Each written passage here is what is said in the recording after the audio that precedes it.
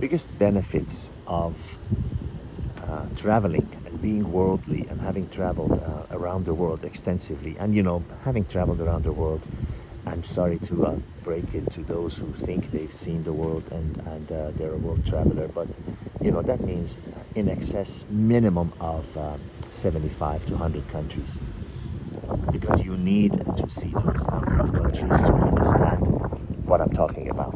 But the biggest benefit that you can obtain from traveling around the world is knowing which place has the best of what you're looking for. Knowing where to get the things you want. Whenever people ask me, oh, you've been to so many countries, whatever, what's your favorite? I have, of course, my favorite for my own personal reasons that may have nothing to do with the person asking the question and you listening out there.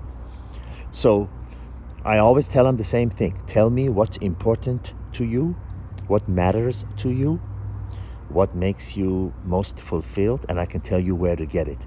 And I'm telling you now, no matter where you live in this world, there is no one place in the world that has it all. Countries are made up of humans, just like humans. No, there's no one person that has it all. There's no one person who's a great conversationalist, is a great dresser, who's a great cook, who's a great lover in bed.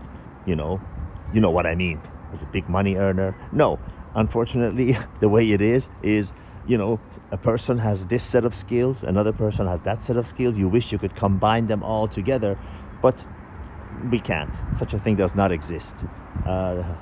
Every rose has its thorn, and there's an old Eastern saying that the perfect flower is God, meaning no one on this earth exists that has all the qualities that we're looking for. And what are countries? Countries are made up of people.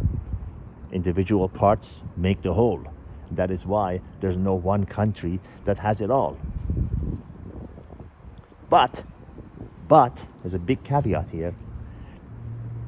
If you are lucky enough to travel around the world, you will come upon a place where it has most of the things that you're looking for. And we always have to make compromises. I know a very well-heeled friend of mine who lives 9 to 10 months of his life overseas for his own personal reasons, and he flies back to US, goes to places like Costco and Walgreens, believe it or not, or regular supermarkets to get the things that he wants that there's no way he can get overseas. It could be a brand of popcorn, it could be a brand of honey, it could be or a certain razor blades, whatever it is. All of us have our favorite things that we love and need, and you cannot expect everywhere in the world to have those. But the point of this video is, there are people that come on that say, oh, live over here, live over there, move over here, move over there. And I'm telling you, no matter where you live on this earth, there's no place that has it all. You have to decide what's important to you. And someone like me, or many other people like me who have, made sacrifices and seen the world, paid the price, they have learned.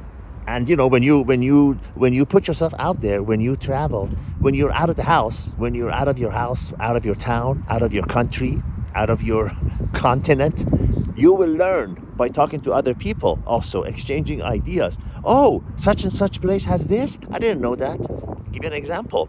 You can go to Switzerland if you love skiing. Let's say you love skiing. Everybody knows Switzerland, Austria, Colorado in the US, Jackson Hole, Wyoming, other places, Canada, Banff, they have skiing.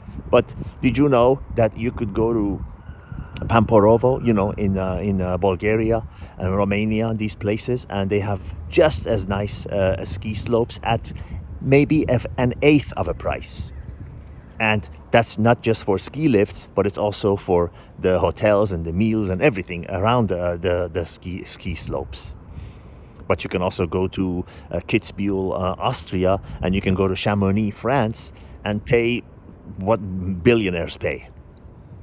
That's just one example. I don't ski even myself. I'm afraid to go anywhere near the snow on with skis on my shoes. I usually just go to after ski parties at nice hotels and pretend like I was skiing all day long. And I say, "Oh my God, it was a glorious day," where I wouldn't go any. I don't have the. I'm too chicken to ski because I've seen the best of them come back on crutches. But I hope this has helped you in understanding. Whenever you hear someone come along and say, "Oh, move to Paraguay. This is the best place to live," whatever. Yeah, well, how do they know what's important to you? What's important to you? What do you like? Is food important to you? Is rent important to you? Is health insurance important to you? I know one woman who says from 1 to 10 for me is health insurance and everything else starts from 11. Okay, well, that's what's important to her. Is, finding lovers important to you?